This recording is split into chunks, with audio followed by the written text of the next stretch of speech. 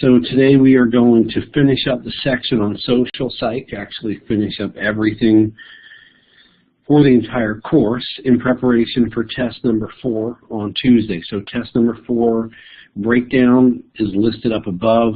As I mentioned right from the get-go in this 4th part of the course, it's most heavily weighted towards the psych disorder section. So 20 questions on psych disorders, 11 on treatment. Those are the 2 recordings that you're going to view on your own. And then the social psych section, which we started on Tuesday and we'll finish today, will be the other 9 questions. We will start the test at 9:30 on Tuesday. If you show up later than 9:55, again, you will not get a test. You'll have a 0 on test 4, so you don't want to have that happen.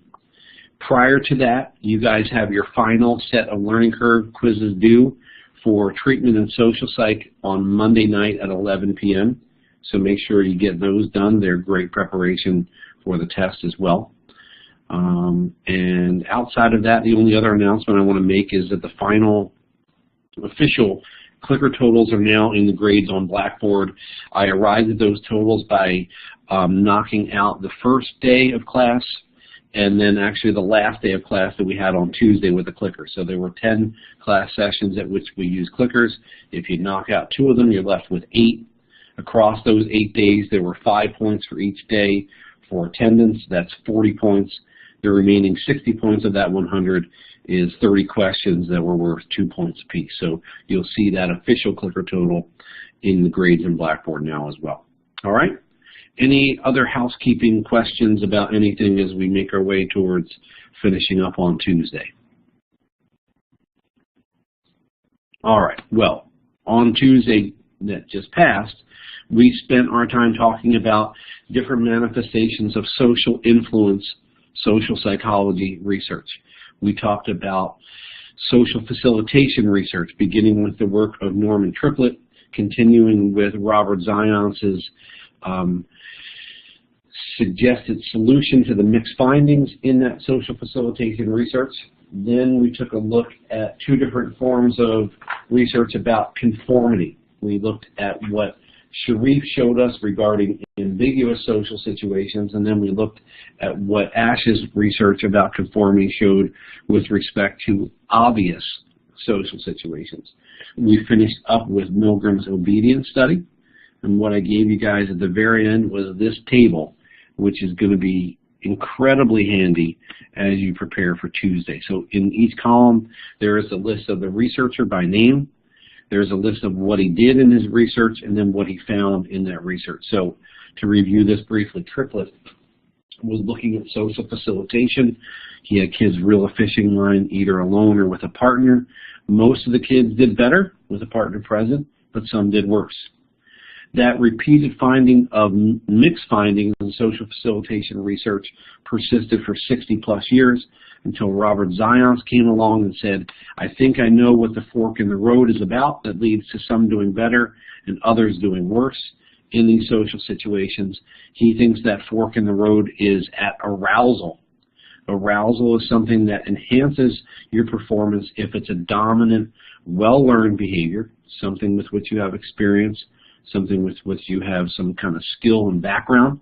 But the presence of others, when that arousal crops up, can negatively affect performance of novel responses, things at which you are a newbie. Zions would say that arousal is counteractive, counterproductive is what I'm trying to say, in terms of doing things well. Sharif, again, and Ash were looking at conformity. Sharif is looking at ambiguous social situations by utilizing the autokinetic effect methodology. That was the completely darkened room with a dot on the wall, and what he was able to demonstrate was that in those ambiguous social situations, we look for and are influenced by input from other people. That's what Sharif's research was all about. Ash turns that research on its head by looking at obvious situations. He's studying conformity, and he utilizes confederates who are basically scripted to go in and after a certain period of time of giving correct answers to give incorrect answers when matching a line with a series of 3 other lines. In the face of that pressure to conform, more than a third of the time, participants go along with obviously incorrect answers with a maximum impact at about a half dozen or so of those confederates giving incorrect answers prior to your response as the true participant.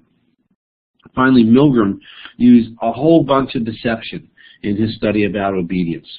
He told you the study was about learning. It wasn't. It was about obedience. He told you you were going to be randomly assigned to be the teacher or the learner. You weren't randomly assigned. You were always going to be the teacher.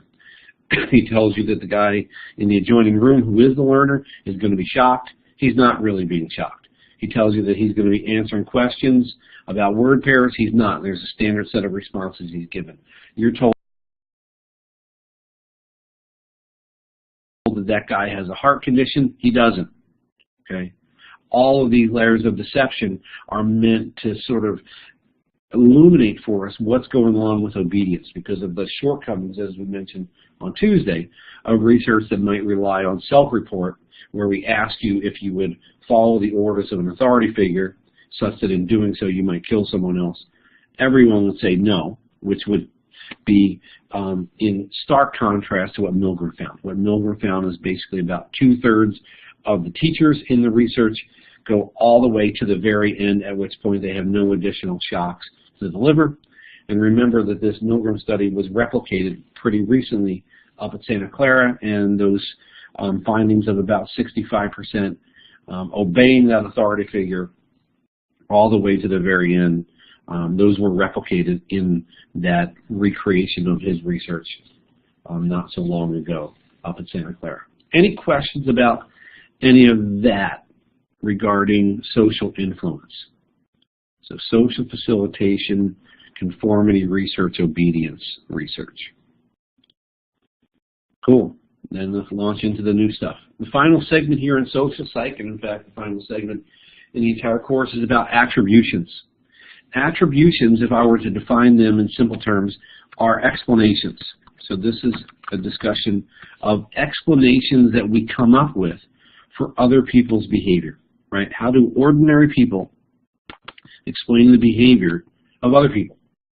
So let's pretend for a second that you're a teacher and you have a student in your class who does extremely poorly on a science test. To what do you attribute their doing so poorly?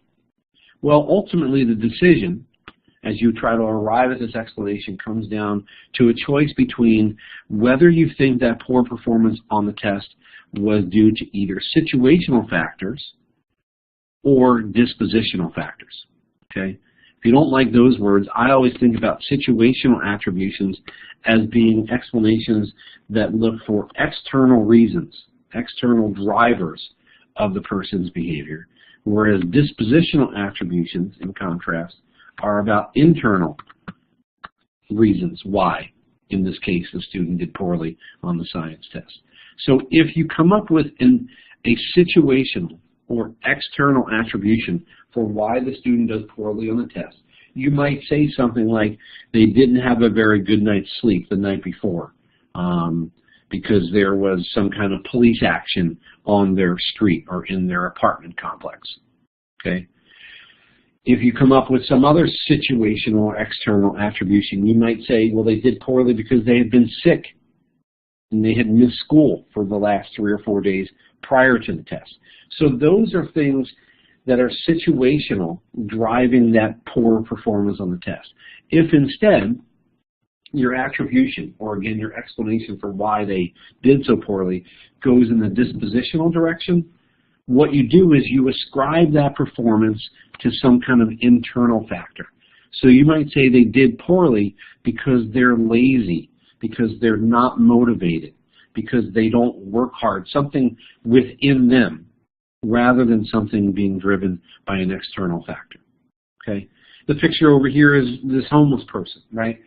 To what do we attribute their ending up homeless? Is it because of situational factors, like larger global economic factors or something in the industry within which they worked that drove them towards this outcome? Or was it a series of internal dispositional factors that drove them this way? Right? Maybe they chose to gamble all of their paychecks on red or black at a casino. I'm not saying this is truthfully what happened, right? But that would be a dispositional or internal attribution or explanation for why they're doing what they're doing, why they're having this outcome. Okay? So again, attributions in very simple terms are explanations for other people's behavior, trying to explain why they're doing what they're doing. Right? If you want another everyday example, if you're about to get in line at the supermarket and someone cuts in front of you, is that situationally driven? That is, they were distracted by their screaming 2-year-old in the shopping cart. Or is that behavior of cutting in front of you dispositionally driven? Are they doing it because they're inconsiderate? Okay? So where we're going to go with this is we're going to try to lay out the factors that play a role in nudging us towards either a situational attribution or a dispositional one. Okay? I'm going to review the central ideas of a theory called attribution theory that lays out for us the things we take into consideration. But I want to try to uncover those on our own by working through an example with you guys. And the example I have is this one. This grandmother, let's pretend, has baked a birthday cake for this little guy who is hugging her around the neck. I promise he's not trying to choke her. Okay? So we're trying to come up with an attribution for why she's baking him a cake. Okay? So baking a cake is the behavior in question. Okay? And we want to decide whether we should make a dispositional attribution for why she's baking him a birthday cake, or should we make a situational attribution for why she's doing that behavior. Here's a question I have for you.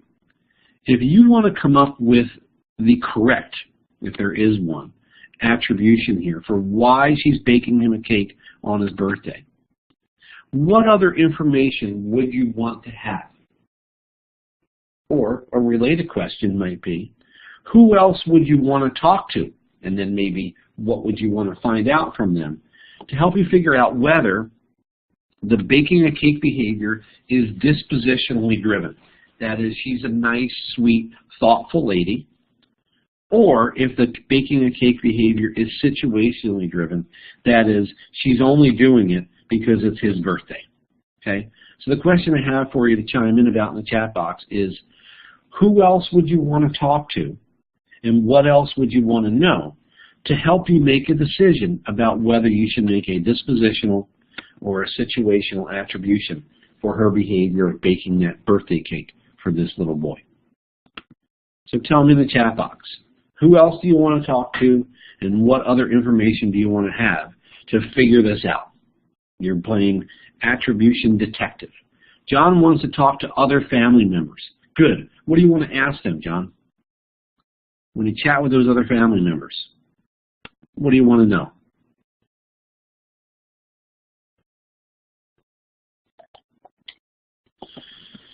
Okay, does she only do it on birthdays? That's a great question, Eris, right? So does she only bake cakes for birthdays but not consistently through the rest of the year? Okay, cool. Let's expand our interview pool here to include people who are not family members. We could talk to this child's mother or father. We could talk to his sister. But let's expand it out. If we want to find out more about this woman, who else could we talk to in trying to discern whether we want to make a dispositional or a situational attribution for her behavior of baking a cake? We could talk to the boy himself. Let's move beyond this immediate family. We could talk to her friends. I love it, John. What do you want to ask them? And let me say, it can't be about baking a cake. You're allowed to talk to her friends, but you can't ask them about baking a cake. What could you ask them about if we're trying to figure this stuff out? Does she like to celebrate birthdays? Okay, let's say we're not going to talk about baking a cake or birthdays with her friends. Does she talk about the grandkids? Is she nice and thoughtful? I love that, Jose, right? Tell me more about, Jose, what else would you want to know about her being nice and thoughtful? What else would you want to ask them?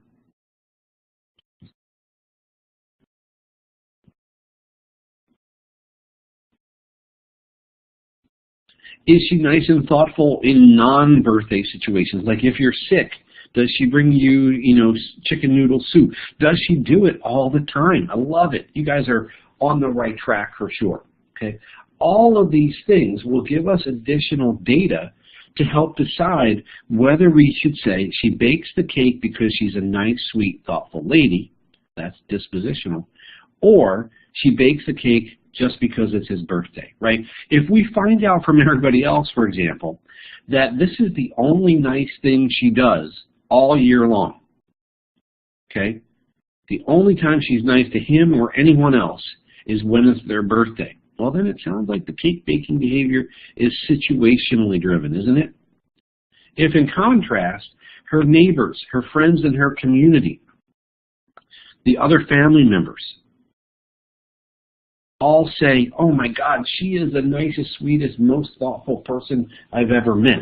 Now we're probably going to veer towards a dispositional attribution and say she baked the cake because she's a really, really nice person internally, right? That's what dispositional is about again. It's internal, whereas situational is external, right? It's driven by the fact that it's this little guy's birthday. Well, Harold Kelly laid out his model called attribution theory in the late 1960s. The theory is meant to help us figure out to what do we attribute the cause of another person's behavior. Why did the student fail the test? Why did she bake the cake? Why did this person cut in front of me in the checkout line? Why did that umpire make that bad call? Right? Are we going to attribute those various behaviors to situational factors? And that is, again, something external, right? Something outside of the person themselves is what's driving it if we go in the situational direction. Or are we going to choose to go with a dispositional attribution where we say the reason that they're doing what they're doing is something internal, something within them, okay? So if we look at an umpire example, why did the umpire miss that call? Well, if there was a situational attribution being made, we might say because they were blocked out from being able to see the tag at third base, and that's why they made a bad call. If instead we make an internal or dispositional attribution, what we're saying is they're doing it to get back at us in some way. They're doing it because they are intrinsically a bad person or a bad umpire, or they're doing it out of spite, something like that. Okay? So how do we decide? Well, the good news is Kelly's attribution theory lays out for us 3 major factors that help us decide which way we want to go in coming up with our attribution. And you guys nailed, I think, almost all of these in our discussion about baking the birthday cake. So he says there are 3 things we take into consideration. Number 1, we look at the distinctiveness of the behavior. Okay? Is the person unique? Are they notable?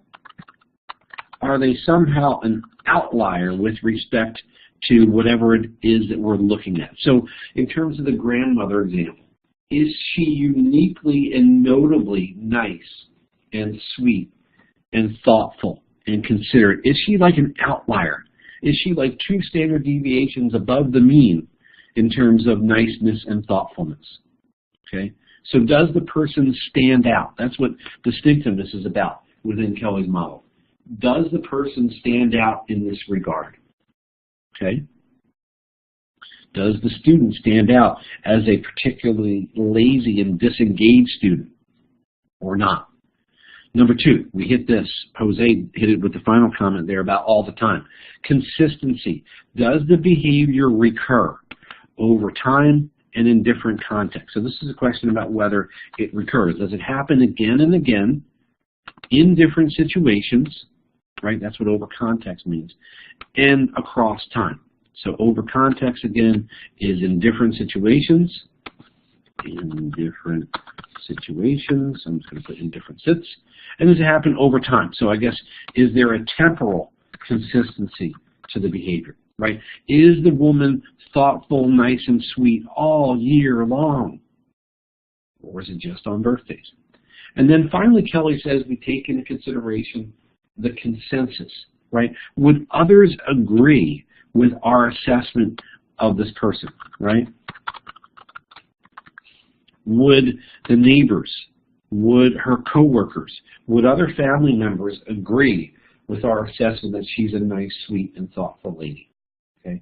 Would other teachers, if we go back to the example of the student who does poorly on the test, would other teachers agree that this student is lazy and completely disengaged? Okay. Or would they say, no, no, that's not the case at all, based on my experience with him or her? Okay. So again, Kelly says these are the three factors that we take into consideration. And you've been doing this your entire life. You just haven't ever sat down to think about and identify these three key factors. So is it distinctive? Does it stand out in some way? Is it consistently that way? And would others all sort of be on the same page in our assessment of what's going on with this person? Okay. What I want to do now is take this model here that we're laying out in general terms, and I want to map it onto a new example. So we're going to take distinctiveness, consistency, and consensus and map them onto a new example and see, in specific terms, what are the questions that we're asking ourselves. Again, even if we're not aware of the fact that we're doing so, the reality is that we're thinking about these things and we're considering these things as we make our attributions for other people's behavior. Again, as we try to explain why someone failed the test or baked the cake or cut in front of us, or made a bad call, or whatever the behavior might be. These are the things that we are considering. So, the question is this: why is your roommate being rude? Let's imagine you're going to lunch with your roommate here on campus, and they're being extremely rude to the person who works at Rubio's and is making their lunch for them. Okay. The first question is about distinctiveness. This is part one of Kelly's attribution theory, right? Is the behavior relatively uniquely related to this person or object? Does your roommate stand out in terms of rudeness? Is your roommate ruder than anyone else you've ever met? And let's pretend that our answer to that question as we run through this is yes. Oh my gosh, they are an extreme outlier. They're clearly distinctive on this dimension. When I think about rude people, they're one of the 2 or 3 rudest people that come to my mind. Okay? That's grist for the mill here as we're trying to come up with an explanation for why they're behaving so rudely. Number 2, is there consistency? Does the behavior recur over time and in different contexts? So again, we've got temporal consistency and situational consistency.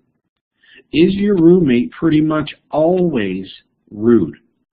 Do they behave rudely all the time? Let's say yes. Yes, they do. Okay? So now we've got them as a notably rude person, as a consistently rude person. And the third factor in Kelly's model says when we are trying to arrive at an attribution, we look at the degree to which there is consensus about our assessment of this person.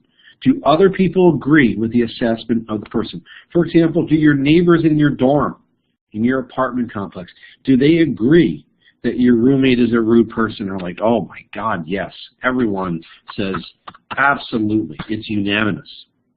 One of the rudest people we've ever encountered. So, in the lower left side now, I'm going to type in, what if you get 3 yeses in response to the questions generated by Harold Kelly's attribution theory model?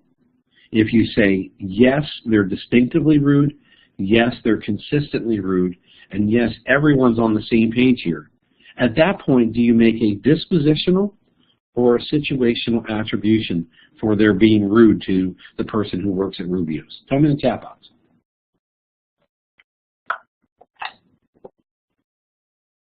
Very, very quickly and easily we go dispositional, right? Because think about it. If they are notably rude, they're always this way, and everyone's like, yeah, rudest person ever, the explanation for their behavior is it's in them, right? It's within them. If instead, imagine we had a scenario where we had not 3 yeses, but instead we had 3 nos. We're like, no, she's not ever rude. I've never seen her behave in a rude way. Never heard her curse or swear or anything like that.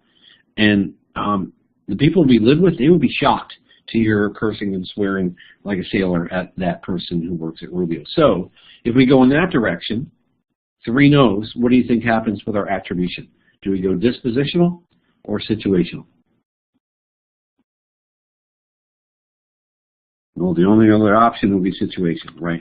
And the reason we go situational is we're sort of looking around trying to figure out what might be driving that, because this is just not the kind of person she is, right? There's got to be a situational explanation, because she's not a rude person. She's never done this before, and other people would be shocked to see her behaving that way. Something external to her, something situational, must be driving the behavior that we're seeing. Okay.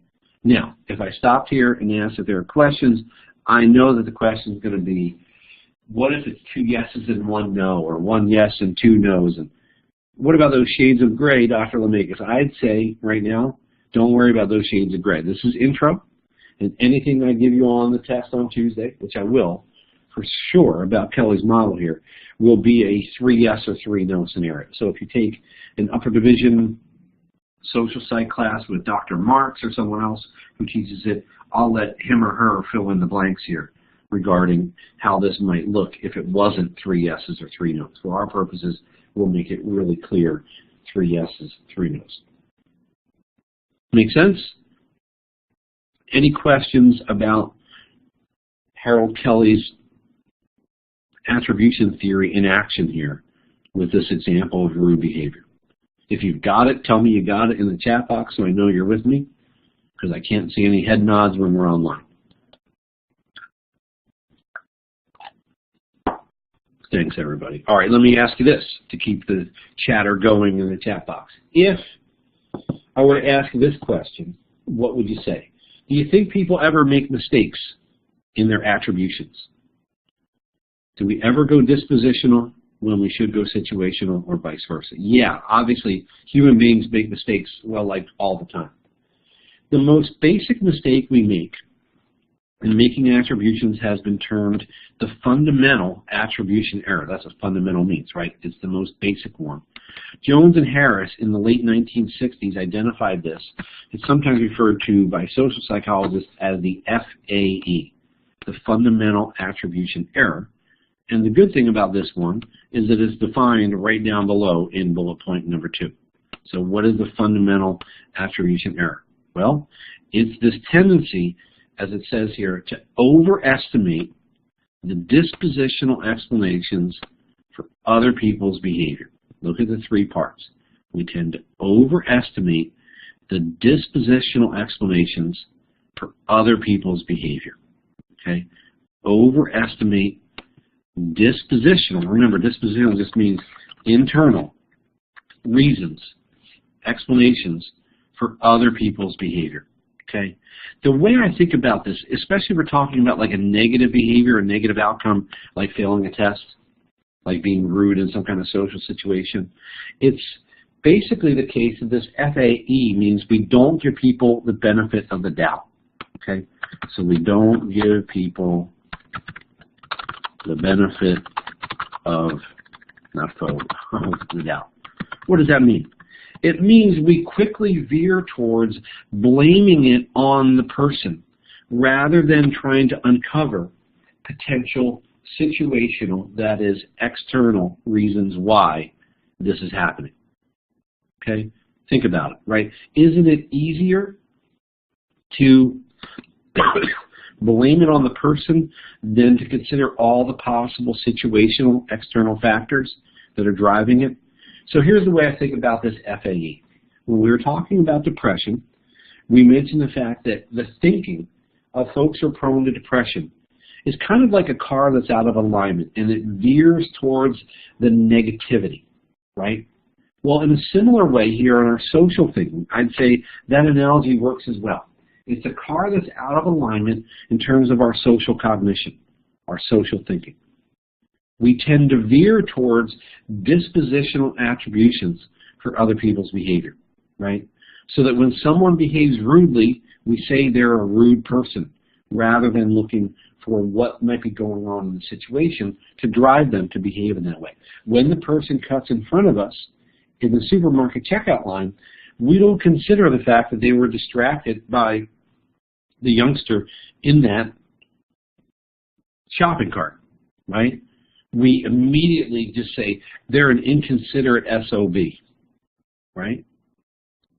Because if you think about it, it takes a little more work to think about those situational factors, right? Let's blame it on the umpire being an unfair person. It's 10 o'clock. Rather than considering what possible factors, like a blocked view of the play, might have driven that call that we think was not a good call. One of the ways in which this FAE was demonstrated, it was in one of my favorite studies, actually, in all the social psych sections at least, was basically the Jeopardy study. Jeopardy is a quiz show, right, a trivia quiz show, been running for years and years and years. And in the Jeopardy study that demonstrated the FAE, here's what they did. They brought in, let's say, 50 of you guys from an intro psych class doing research participation hours. Maybe on campus here, they bring you over into a little theater. 50 of you come in, all of your names are put into a hat, and what happens is we do a random draw of 4 people to participate in the Jeopardy quiz show. One of the 4 people chosen gets to be the quiz master. Who's the quiz master on Jeopardy? What's that guy's name? You guys know? Alex Trebek, of course. Thanks, Megan. So one of you gets randomly assigned to be Alex Trebek, and then the other 3 people who were brought up on stage are randomly assigned to be one of the 3 contestants. Okay?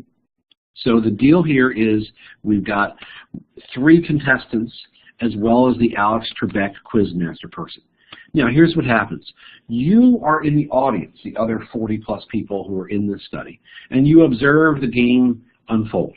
Okay, questions are answered correctly or incorrectly by the 3 contestants for about a half an hour. There's 2 rounds. When things are incorrect, Alex Trebek tells them what the right answer is, blah, blah, blah. The game gets over. And what we ask you as a witness to this Jeopardy game show is we ask you who of the 4 people up on stage, Alex Trebek and the 3 contestants, is the smartest person. Okay, we want you to rate their level of intelligence. Who is the brightest person up on the stage? Tell them in the chat box. If you're making the FAE, the fundamental attribution error, and you're overestimating the dispositional explanations for other people's behavior, who do you consistently see get rated as the smartest person up on the stage? Trebek, again and again and again, rises to the top. Why do you think that is, Emma? Why do people think he looks so smart?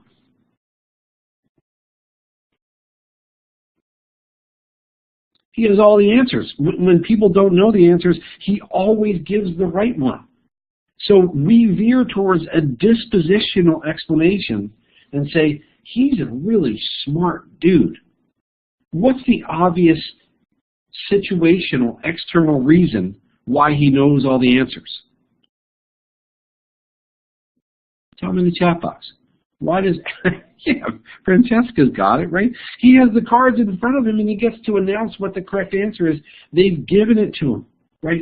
So the situational driver here is it's set up so that he has the answers placed in front of him. He's not any smarter than these 3 contestants, but what do we do with our social thinking? We go internal. We go dispositional in our attribution way more than we should, right? Again, like the car that's out of alignment, we drift in that direction, okay? We drift to thinking this guy is smarter than those other 3 contestants. Does everybody understand how that demonstrates the FAE in action? Right? We've got a ready-made situational explanation, the fact that he has the answers on the cards in front of him, but, oh, no, we go, that dude is smart. If you want another example of this, on the next slide here. The observer here sees the waiter drop the drinks. We tend to think the actor's behavior is caused by internal characteristics. So internal, in the terminology we've been using today, means we go dispositional, and what do we say? We say, that waiter is so darn clumsy. And we ignore the role of the situation. We don't look at the external circumstances, like the floor might be slippery, right? So this would be a situational attribution if we said it was due to a slippery floor. What do? Well, with the FAE, we tend to blame it on this guy, and we don't take into consideration those situational factors. So we ignore the slippery floor, and we say, you know what's going on here?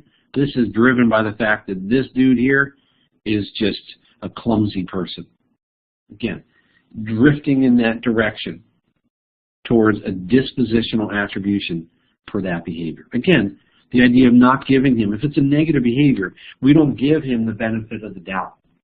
We don't consider all the possible external factors. And on some level, it makes sense, right? It's hard to consider all the possible reasons why somebody might behave the way they do. It's easier for us to just veer and say, oh yeah, it's all about them. It's this internal dispositional thing, rather than considering all the possible situational external factors. All right, I've been yammering for a long time. Let me stop and see if there are any questions either on the fundamental attribution error here or on Kelly's model about distinctiveness, consistency, and consensus. Everybody good?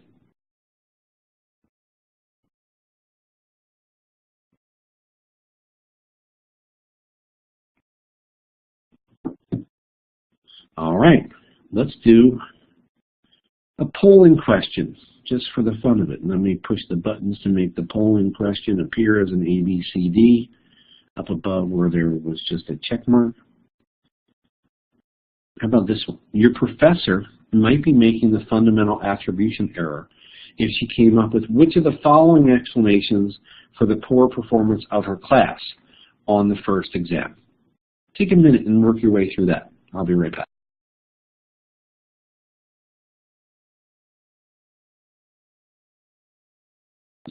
Alrighty, let's take a look at what you thought here for this one. Oh, I love it. 31 out of 35 saying, yeah, she would say something like, my students are lazy. If they had studied, they wouldn't have done poorly. If she's making that FAE, what is she doing? She's blaming it on them, right? She's making it something internal or dispositional when maybe there are external factors. The other explanations are situational, right? It's because I'm not a good teacher. It's because they were distracted by the fact that I was singing Beat It. You know, they did poorly because the test wasn't fair. Okay, all of those would be situational attributions for that behavior doing poorly on the test. Any questions on that one at all? You guys ready for the final polling question of the entire semester? I feel the excitement. It's overwhelming, really. How about this one? Thanks, John. All right. Milgram's study with the teacher and the learner was about what? Memory, discrimination, obedience, or learning. I'll give you 40 seconds for that one.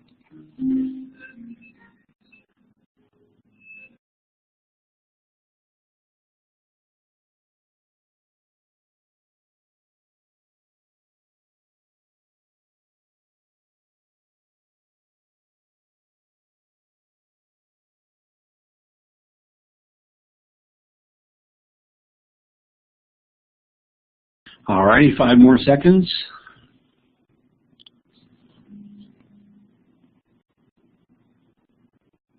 Awesome. Yeah, that's the obedience study. If you don't know that that's the obedience study, you're in big trouble for Tuesday. So make sure you get your head around what we talked about there. Any questions on that? Guess what? It's everything I've got. So I guess this is the end of my teaching for the full year, so that means 16 years now, or, you know, like almost your entire lives since you guys are all like 18 or 19 years old. So remember, get your learning curves done by Monday night at 11. Make sure you show up on time on Tuesday. We start at 9:30. Don't show up later than 9:55. I will be totaling up points thereafter. The first day that I can actually post final course grades in Web Portal is Friday, next Friday, whatever the heck that date is. So don't expect any final course grades prior to that. It looks like Friday is the 6th. So that's kind of the lay of the land as we go forward. All right? Any final questions at all about anything for me? See, I told you I wouldn't go the full time today. Got to keep everybody happy by not going the full time on the first day or the full time on the last day. All right.